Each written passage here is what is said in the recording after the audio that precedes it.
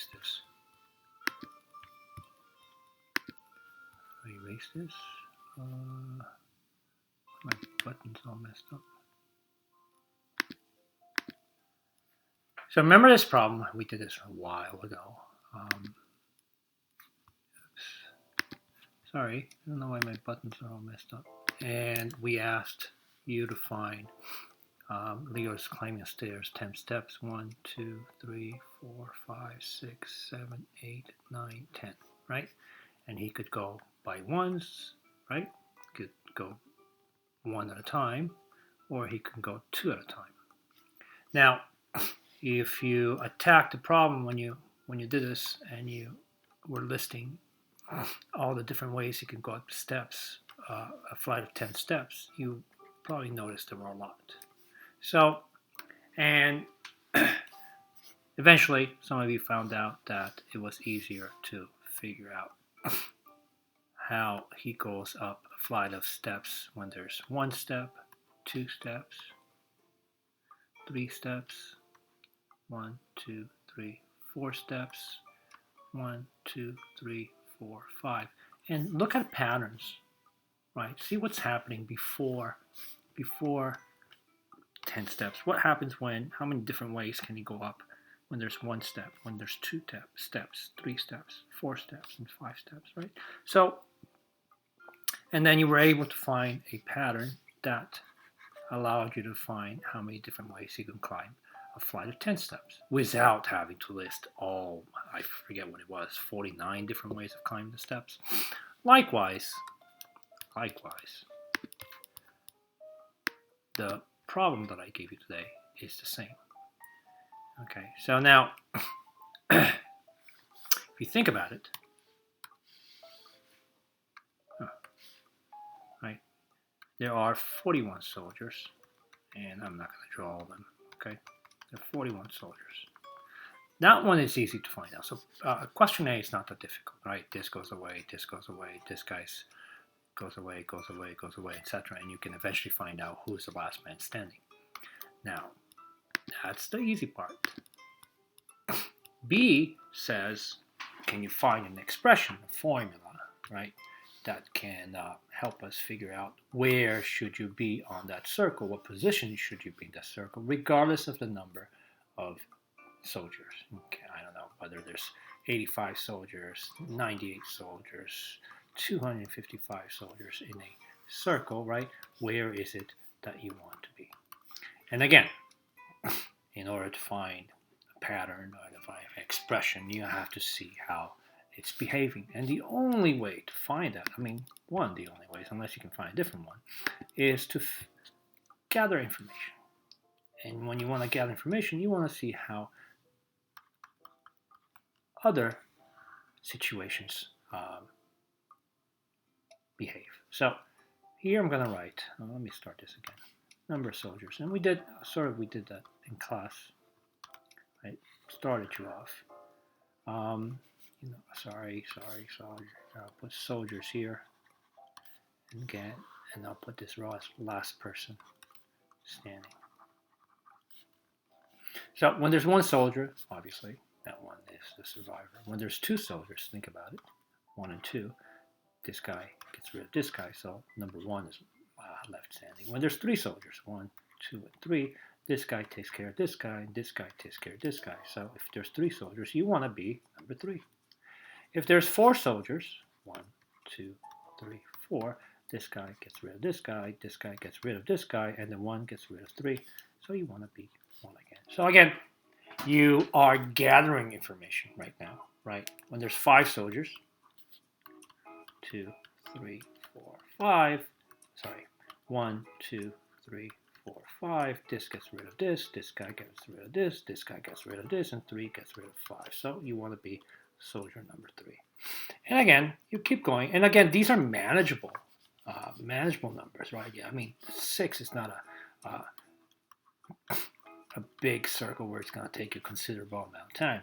So 2 is a way. I mean, you also notice a pattern, right? That in the first round, when you go around, all the even guys, they disappear, right?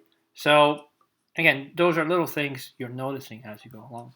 And when you have enough, the enough part, it really depends on you, right? The enough, how far, I mean, there's 3, 7, 8, you can go as far as 20 soldiers, right? When you have enough data for you to realize, oh, I see it, right? I can work with that, right? And let me create an expression um, based on what I have. That's when you don't have to um, increase this list of soldiers. Obviously, you're not going to do it until 100. I'm going to say maybe up to 20. Maybe that's enough, and that shouldn't take you more than 5 minutes to do. Once you have that data, you can now start looking at patterns. Okay, so that's the only thing I wanted to mention to you guys. Okay, now going back to our, now if you compare that to this is super easy, right? So we're talking about scale factor. Right, so either it's a reduction or enlargement. So we're going from small, we're going this way, right? So, I mean, even if you didn't do, I'll put E for enlargement, right? So enlarge is going to be big over small, right? So the big number, and then match your corresponding size. This corresponds to this one corresponds to this, and this one corresponds to this. Pick any of the 3 pairs, and if you pick the first one, 44, 22, it's a scale factor of 2. So to go from the smaller triangle to the bigger triangle, everything was multiplied by 2. Remember, an enlargement is a number greater than 1.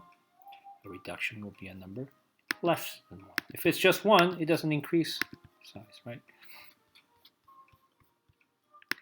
So, okay, 2 and 3, again, we're going from small to big, scale factor, it's an enlargement. We're going from small to big, so it's just going to be big over small. So it's going to be 15 over 10, which is 1.5. This one is going to be big to that. What was the reduction, right? So going from big to small, going this way, it's a reduction. So scale factor, I'll put R just to remind me it's a reduction. So it's small over big.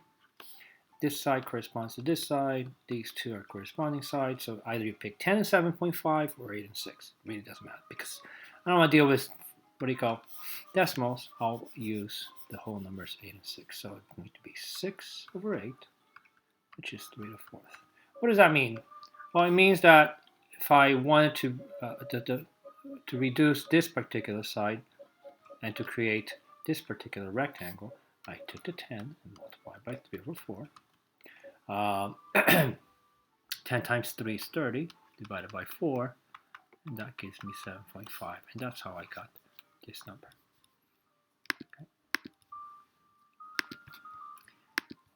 Okay. Again, pretty repetitive, right, guys? So scale factor again, from this guy to this guy, match your corresponding sides. This guy corresponds to this, and this side corresponds to this. You pick whatever you want. So it's a scale factor, but it's a reduction. So we're going to go 4. I'm going to use 4 and 5, so it's going to be 4/5. Okay, and again, just to illustrate that, if I had the side of 15 and I want to create this triangle using a scale factor of 4/5, I would take 15, multiply by 4/5. That simplifies to 3, and that's where that 12 comes from.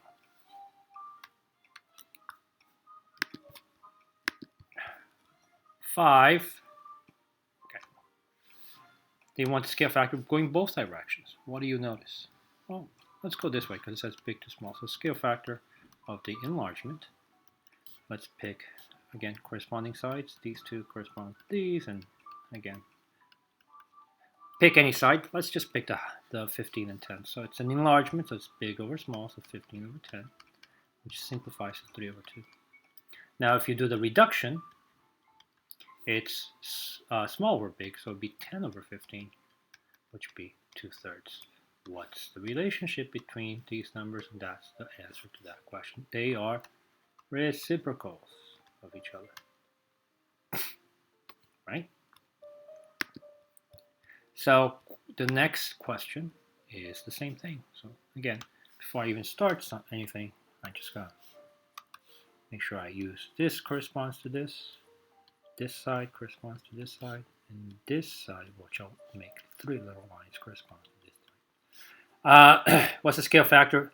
The dilation takes from P to Q. From P to Q, obviously, it's an enlargement.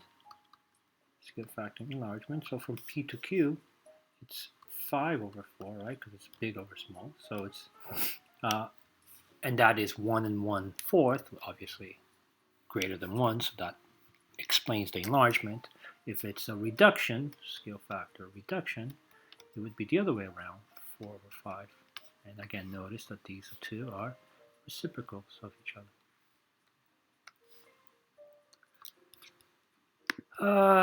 Scale factor, small to big, and okay, so we're going this way. So it's an enlargement. Match the corresponding side. This side will be used with this side, and then these two matches. Sorry, this 16 matches 40, and 25 I didn't do anything because I don't have a value there. That's fine. But you know that this side corresponds to this side. But I'm not going to use that side because I don't have any values. Small to big, it's an enlargement. So let me use the pair 14. The corresponding sides 14 and 35. Sorry, 35 over 40. Enlargement. We can divide by 7, right? And this will be 7 over, 5 over 2. So it's 2.5 times greater. Number 8. Again, there's an arrow pointing, so we're going for an enlargement again. This side corresponds to this side corresponds to that side, scale factor, enlargement, and it'd be big over small, 15 over 10, which is 1.5, 1.5, so it's 1.5 times greater. Okay, every side here, 12 and 10, will multiply by 1.5 to get your enlargement. Use a scale factor to create a second rectangle. Okay, so it's 3/4. I know it's going to be a reduction because it's less than 1. So I'm going to take 28 first and multiply by 3/4. It's going to be 21. So 28 is going to be 21, right? And then 12, I'll multiply by 3/4. It's just going to be 9. There you go. Let me just make the arrow like this. Now this one's going to be a bigger triangle because I see the number 1 and 1/4. So it's a nice isosceles triangle. So I'm going to take this. I'm going to take the 15, multiply 1 and 1/4. I'm going to change it to a improper fraction. So that's the same thing as 5/4. 15 times 4 is times 5, sorry. 15 times 5 is 75. Divide that by 4, we get 18.75. So the side of the triangle, this side, which corresponds to this, and this as well, corresponds to this because they're the same. So that's going to end up being 18.75. The base, 10 times 5 over 4. Okay, that's just 50 divided by 4, which is 12.5.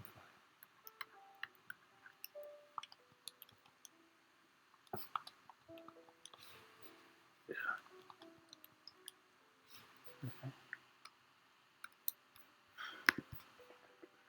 Is that it? No. Well, okay. There's more. All right. So again, as soon as you look at this number, it tells you that's an enlargement because that number is greater than 1. So let's just create a small rectangle. This is 6 and this is 8. It's going to be a little bit bigger, right?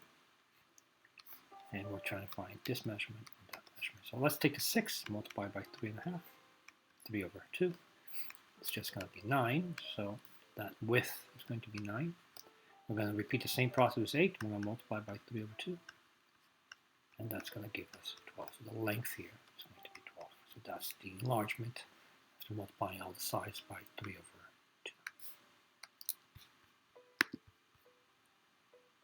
2. Okay.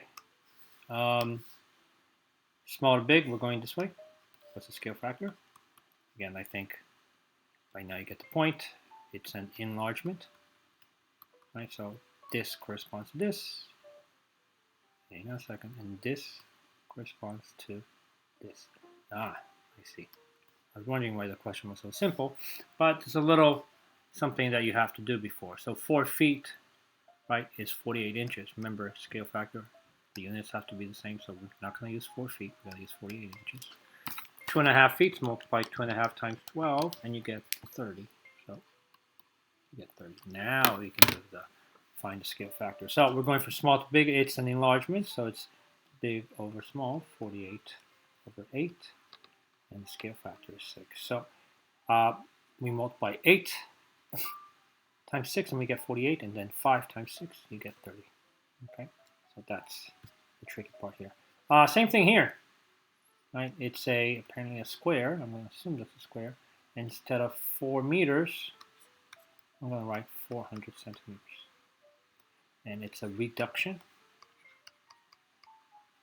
So small to big, and it's just a half. So the scale factor used was multiply all the sides here by half to get your smaller,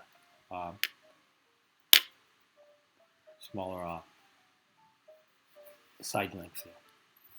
All right, that's it. Really, really simple.